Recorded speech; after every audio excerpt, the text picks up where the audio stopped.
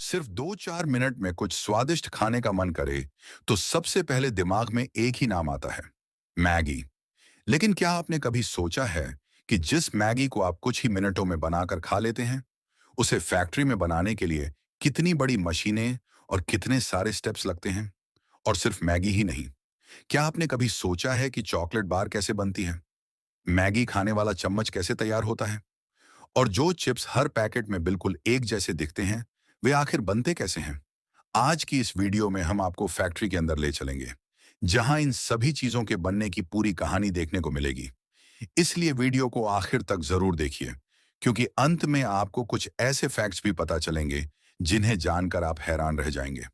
अगर आपको फैक्ट्री के अंदर की दुनिया देखना पसंद है, तो अभी हमारे चैनल हिडन फैक्ट को सब्सक्राइब कर लीजिए और बेल आइकन भी दबा दीजिए। दोस्तों, सबसे पहले बात करते हैं उस मीठी कैंडी बार की जिसे बच्चे हों या बड़े, लगभग हर कोई पसंद करता है। इसकी शुरुआत होती है चीनी से।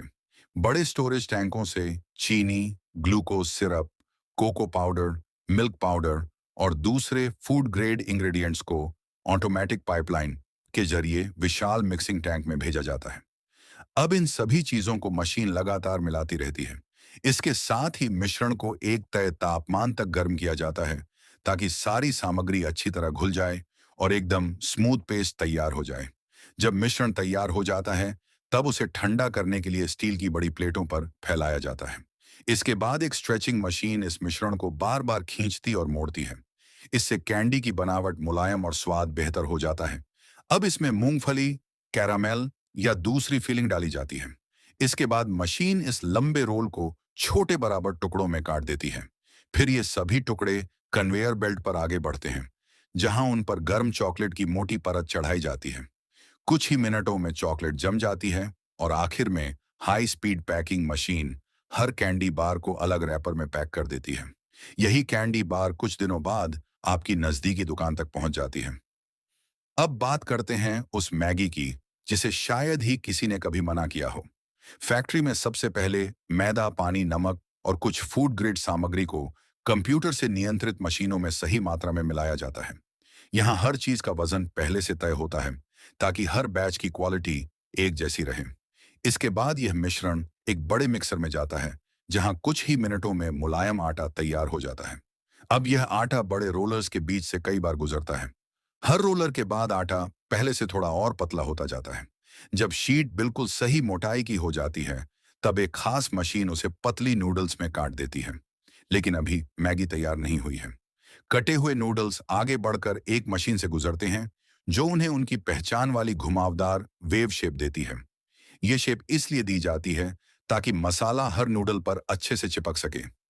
अब इन नूडल्स को भाप में पकाया जाता है, ताकि वे सेट हो जाएं। इसके बाद कई फैक्ट्रियों में इन्हें हल्का सुखाया या फ्राई किया जाता है, ताकि नमी कम हो जाए और वे लंबे समय तक खराब ना हों। इसके बाद मशीन इन्हें बराबर वजन में काटती है। हर केक को उसके पैकेट के हिसाब से तैयार किया जाता है। उधर दूसरी तरफ मसाला भी तैयार हो रहा होता है। अलग अलग मसालों को बड़ी मशीनों में मिलाकर छोटे सैशे में पैक किया जाता है। अब पैकिंग लाइन पर नूडल्स का एक ब्लॉक और मसाले का एक पैकेट एक साथ रैपर में डाला जाता है। कुछ ही सेकंड में मशीन पैकेट को सील कर देती है और फिर यह पैकेट क्वालिटी चेक से होकर बड़े कार्टन में भर दिए जाते हैं। इसके बाद ट्रकों के जरिए इन्हें देश भर के अलग शहरों में भेज दिया जाता है, जहां से ये आपकी नजदीकी दुकान तक पहुंचते हैं। अब तक आपने देखा कि मैगी फैक्ट्री में कैसे तैयार होती है, लेकिन क्या आपने कभी सोचा है कि जिस चम्मच से आप मैगी खाते हैं, वह कैसे बनता है? देखने में तो यह एक साधारण स्टील का टुकड़ा लगता है, लेकिन इसे बनाने के पीछे भी कई मशीनें और कई स्टेप्स काम करते हैं। सबसे पहले फैक्ट्री में स्टेनलेस स्टील की बड़ी शीट लाई जाती है। इन शीट्स की मोटाई पहले से तय होती है, ताकि हर चम्मच मजबूत भी हो और ज्यादा भारी भी ना लगे। अब इन शीट्स को एक हाई स्पीड प्रेस मशीन में डाला जाता है। ये मशीन कुछ ही सेकंड में स्टील को चम्मच के शुरुआती आकार में काट देती है। एक बार में दर्जनों पीस तैयार हो जाते हैं। इसके बाद ये कटे हुए पीस दूसरी मशीन में जाते हैं, जहां इनके किनारों को बिल्कुल बराबर और चिकना बनाया जाता है। अगर किनारों पर हल्का सा भी उभार रह जाए, तो इस्तेमाल करने में परेशानी हो सकती है। अब अगला स्टेप आता है चम्मच के हैंडल और आगे वाले हिस्से को आकार देने का। एक भारी प्रेस मशीन स्टील पर जोरदार दबाव डालती है, जिससे आगे का हिस्सा कटोरी जैसा गहरा हो जाता है और हैंडल पकड़ने लायक आरामदायक आकार ले लेता है। इसके बाद इन्हें पॉलिशिंग सेक्शन में भेजा जाता है। यहाँ बड़े घूमते ड्रम और पॉलिशिंग व्हील्स चम्मच की सतह को चमकदार बना देते हैं। कुछ मिनटों बाद साधारण स्टील का टुकड़ा बिल्कुल नया और चमचमाता चम्मच बन जाता है। आखिर में हर चम्मच की क्वालिटी चेक होती है। जो चम्मच मानकों पर खरे उतरते हैं, उन्हें पैक करके दुकानों और होटलों में भेज दिया जाता है। दोस्तों, अब बात करते हैं उन चिप्स की जिन्हें बच्चे हों या बड़े, लगभग हर कोई पसंद करता है। बहुत से लोगों को लगता है कि हर चिप्स सीधे आलू को काटकर बनाया जाता है, लेकिन कुछ बड़े ब्रांड अलग तरीका अपनाते हैं। सबसे पहले आलू से स्टार्च या पोटैटो फ्लेक्स तैयार किए जाते हैं। फिर उसमें पानी और दूसरी फूड सामग्री मिलाकर एक मुलायम मिश्रण बनाया जाता है। अब यह मिश्रण बड़ी रोलर मशीनों के बीच से गुजरता है, जहां यह एक पतली शीट का रूप ले लेता है। इसके बाद गोल आकार वाले कटर इस शीट से बिल्कुल एक जैसे चिप्स काटते हैं। बचा हुआ मिश्रण दोबारा मशीन में भेज दिया जाता है, ताकि किसी भी सामग्री की बर्बादी न हो। अब ये कटे हुए चिप्स कन्वेयर बेल्ट पर आगे बढ़ते हैं और गर्म तेल वाले फ्रायर में पहुंचते हैं। कुछ ही मिनटों में ये सुनहरे और कुरकुरे हो जाते हैं। इसके बाद अतिरिक्त तेल हटाया जाता है और चिप्स को हल्का ठंडा किया जाता है। अब सबसे मजेदार स्टेप आता है। एक बड़ी सीजनिंग मशीन चिप्स पर नमक और अलग अलग फ्लेवर का मसाला समान मात्रा में छिड़कती है। मशीन लगातार घूमती रहती है ताकि हर चिप्स पर मसाला बराबर लगे। इसके बाद चिप्स सीधे पैकिंग मशीन में पहुंचते हैं। यहाँ हर पैकेट में तय मात्रा में चिप्स भरे जाते हैं और पैकेट के अंदर नाइट्रोजन गैस भरी जाती है। यही वो गैस है जो पैकेट खोलते ही फुस्स की आवाज करती है। ये गैस चिप्स को टूटने से बचाती है और उन्हें लंबे समय तक कुरकुरा बनाए रखती है। इसके बाद सभी पैकेट बड़े डिब्बों में भरकर देश भर के बाजारों में भेज दिए जाते हैं। दोस्तों, अब बारी है एक ऐसे फूड की जिसे अमेरिका और कई दूसरे देशों में बड़े शौक से खाया जाता है, हॉट डॉग। नाम सुनकर ऐसा लग सकता है कि इसमें कुछ अजीब है, लेकिन असल में यह एक तरह का सॉसेज होता है जिसे ब्रेड के अंदर रखकर खाया जाता है। फैक्ट्री में सबसे पहले मांस या उसके विकल्प को अच्छी तरह साफ किया जाता है। इसके बाद उसे बड़ी ग्राइंडिंग मशीन में डालकर बारीक पेस्ट बनाया जाता है। अब इस पेस्ट में नमक, मसाले, स्टार्च और दूसरी फूड ग्रेड सामग्री मिलाई जाती है। बड़े मिक्सर इसे तब तक मिलाते हैं जब तक पूरा मिश्रण एकदम मुलायम न हो जाए। इसके बाद यह मिश्रण एक फीलिंग मशीन में जाता है।